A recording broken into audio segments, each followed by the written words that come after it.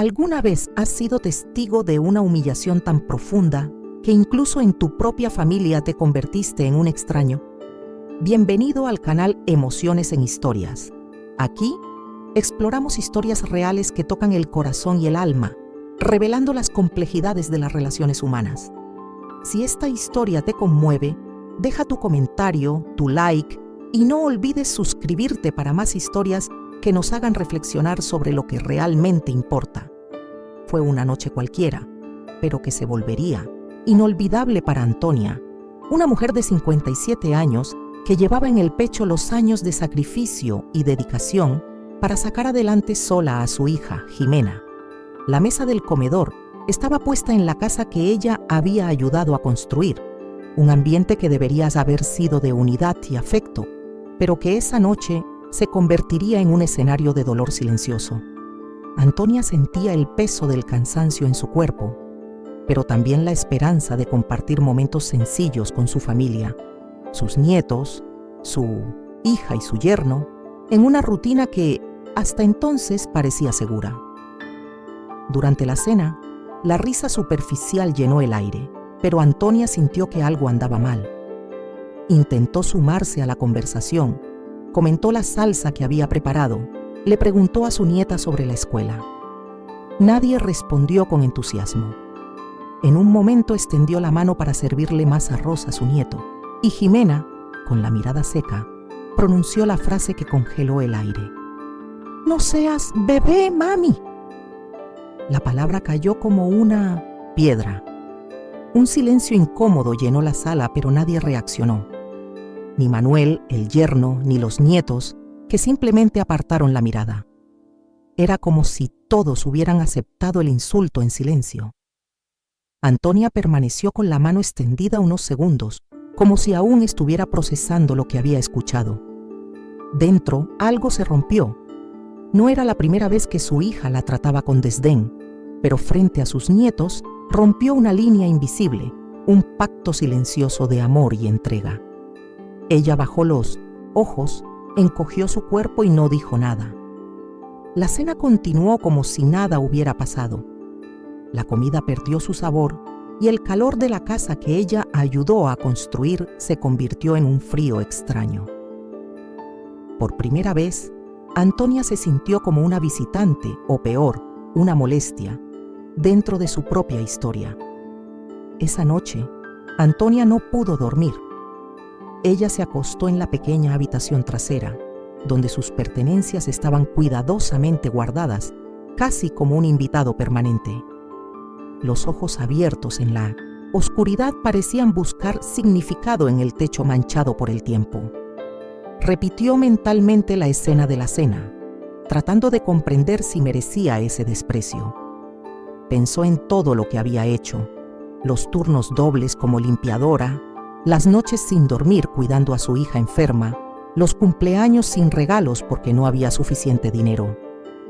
Nada parecía justificar lo que había oído. Y aún así, su corazón intentó perdonar como tantas otras veces. Pero hubo una diferencia esa noche. No fue solo el dolor del insulto, fue la presencia de los nietos. Antonia no podía soportar la idea de ser degradada frente a ellos. Ella sabía que era más que una abuela o una anciana cansada en la casa de su hija. Era la base, y ahora sentía que incluso esos cimientos estaban siendo arrancados, ladrillo a ladrillo, ante unos ojos que aprenderían que faltarle el respeto a alguien como ella era normal. Y eso, para Antonia, era inaceptable. Algo tenía que cambiar, no por ira, sino por dignidad. A la mañana siguiente nadie habló de lo sucedido. El café se sirvió como de costumbre, las voces eran silenciosas, los pasos sonaban igual, pero Antonia sabía que algo había cambiado para siempre. Jimena no la miró a los ojos. Manuel leyó las noticias en su celular. Los niños comieron en silencio. Todo continuó como si la noche anterior fuera solo otro capítulo borrado de una historia demasiado larga para comentar. Pero para Antonia, esa omisión fue ensordecedora. El silencio fue un veredicto. No. importa lo que sientas. Ella no esperaba una disculpa. Había renunciado a esas esperanzas hacía años, pero la ausencia de cualquier gesto de reparación confirmó lo que más temía. Ya no era vista como una figura esencial allí. Fue funcional, útil. Yo cocinaba, lavaba, cuidaba las cosas, pero no la recordaban como madre. Ella no era honorable como mujer. Allí el amor se había convertido en una costumbre. La coexistencia se había convertido en una necesidad y ella, invisible.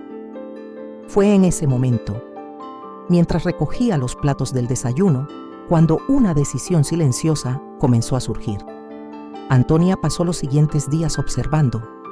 Cada detalle de la casa, cada gesto de su hija, cada conversación susurrada entre Jimena y Manuel parecían confirmar lo que ella ya sabía. Una tarde, al pasar por el pasillo, escuchó por casualidad la frase que selló su destino. Se irá sola, ya verás. No hace falta decir nada. Era Jimena, hablando con su marido, segura de que su madre herida terminaría, yéndose por voluntad propia. Eso dolió más que el insulto. Era la prueba de que su presencia ya era incómoda, algo que había que gestionar como un mueble viejo que nadie se atreve a tirar, pero que además ya no pertenece al entorno. Pero, contrariamente a lo que su hija esperaba, Antonia no reaccionó con desesperación. No hizo ruido, no gritó, no exigió respeto. En cambio, comenzó a ver más claramente quién era y qué merecía. Cada silencio después de esa frase funcionó como un empujón, no hacia afuera de la casa, sino hacia adentro. Ella no quería irse por venganza, ni por provocar culpa. Quería irse porque, por primera vez en muchos años, comprendió que tenía una opción. Ya no necesitaba quedarse en un lugar donde el amor tenía condiciones. La semana siguiente, Antonia comenzó a ordenar sus cosas en silencio. Cada pieza de ropa doblada llevaba un recuerdo, pero ninguna era lo suficientemente fuerte como para convencerla de quedarse. Tomó su Biblia, las fotos antiguas guardadas en una caja de cartón y el rosario que había recibido de su abuela. No tomó mucho, no lo necesitaba. Lo que más le importaba ya le habían quitado poco a poco: el respeto, la dignidad, el afecto genuino. En el fondo, ella ya estaba fuera de esa casa mucho antes de partir físicamente. El gesto de hacer las maletas fue solo la parte visible de la decisión que su corazón ya había tomado. La noche antes de partir, Antonia se sentó en el porche con una taza de té. Observó la calle tranquila, los sonidos apagados de la ciudad quedándose dormida. Jimena pasó junto a ella. Dijo algo acerca de que los niños se iban a dormir temprano y siguió adelante. Ni una palabra sobre lo que pasó. No hay ninguna petición para que se quede. Era como si ambos supieran que ese momento llegaría, pero ninguno tenía el coraje, ni la voluntad, de afrontarlo con sinceridad. Antonia no se sentía enojada. Sentí un luto silencioso, no por la casa, sino por la mujer que había dejado de existir dentro de ella. A la mañana siguiente, antes del amanecer, Antonia dejó una carta en la mesa de la cocina. No fue una diatriba ni una acusación. Fue una despedida tranquila, casi administrativa. Agradeció a todos por los años pasados juntos, mencionó con ternura a sus nietos y dijo que necesitaba cuidarse. Terminaba con una frase breve pero firme. No me voy por me echaron, me voy por ya no pertenezco. Cogió su pequeña maleta, se puso su abrigo gastado y atravesó la casa en silencio, como quien camina por un territorio que ya no reconoce como su hogar. Al pasar por la habitación, se cruzó con la mirada de Manuel, que acababa de salir de la habitación. La vio con la maleta en las manos, pero no dijo nada. Simplemente abrió un poco más la puerta principal, en un gesto que dolió más que cualquier palabra. Antonia entendió el mensaje. Allí nadie la detendría. Nadie lucharía por su permanencia. Con pasos tranquilos, cruzó el umbral y cerró la puerta tras ella.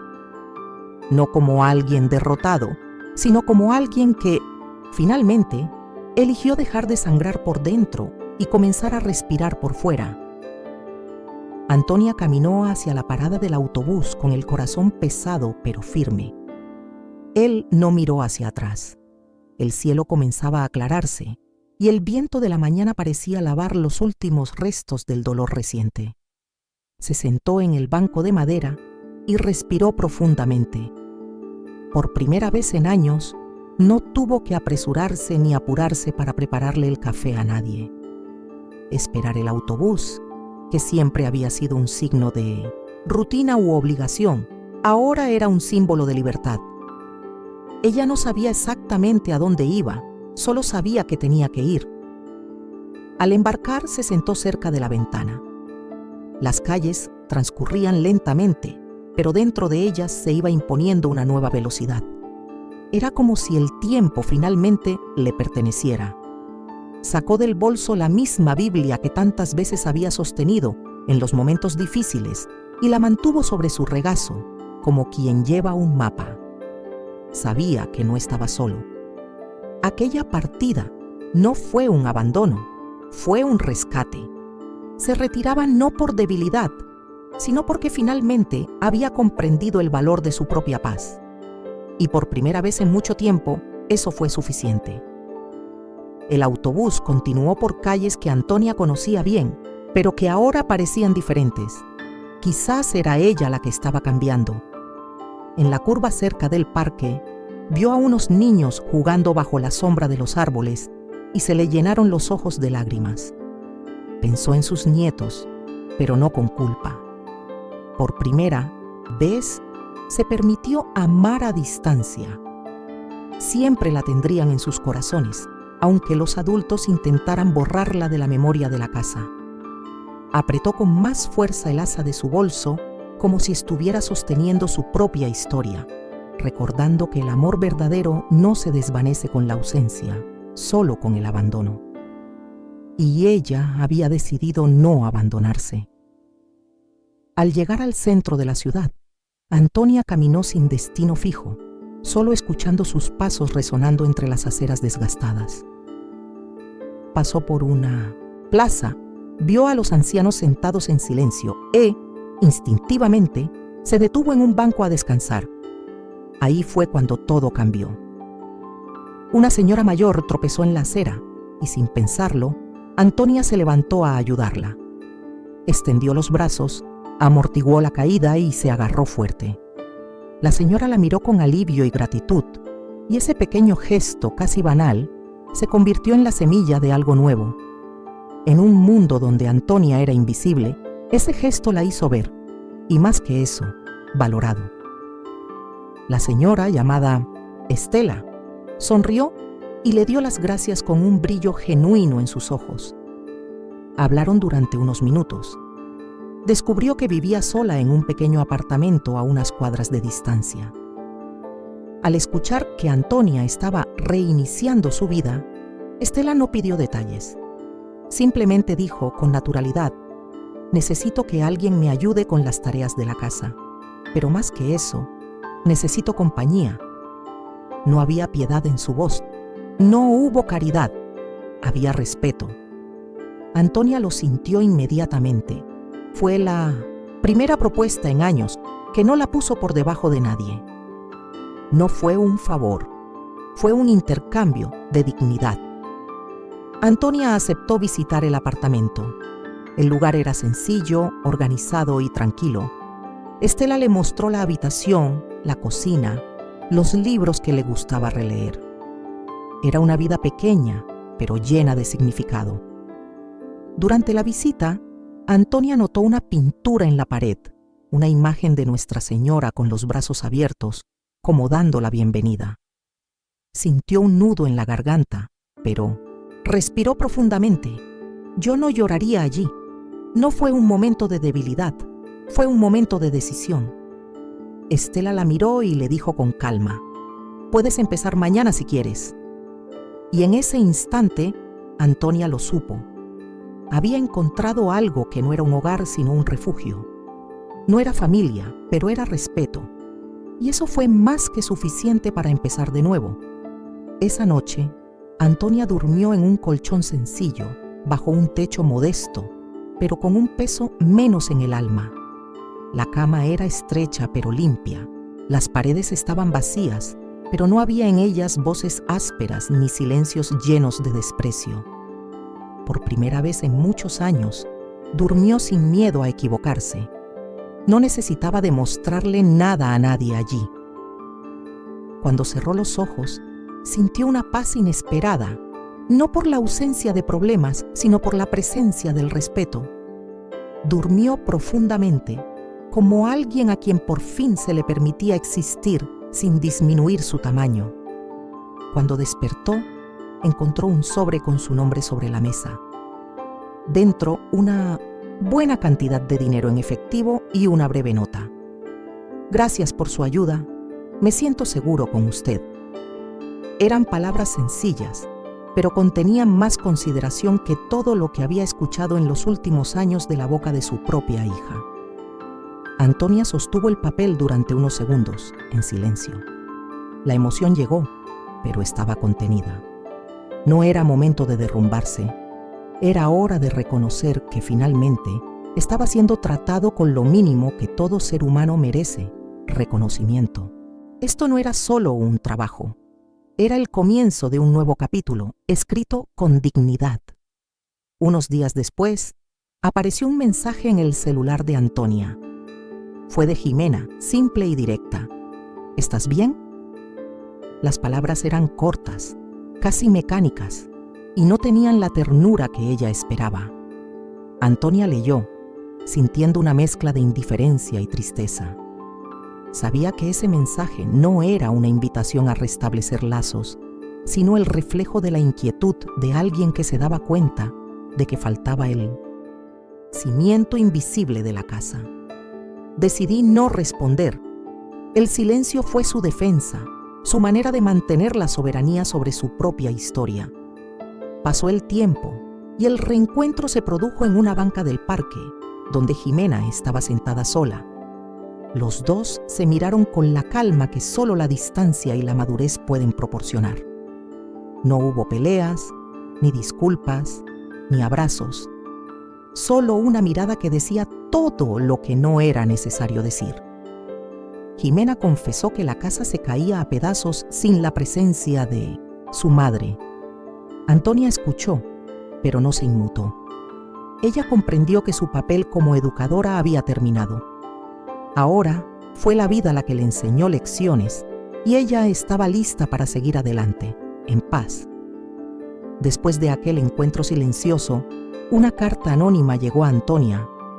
Las palabras fueron claras y cortantes. Tu versión no eres el único que escucha.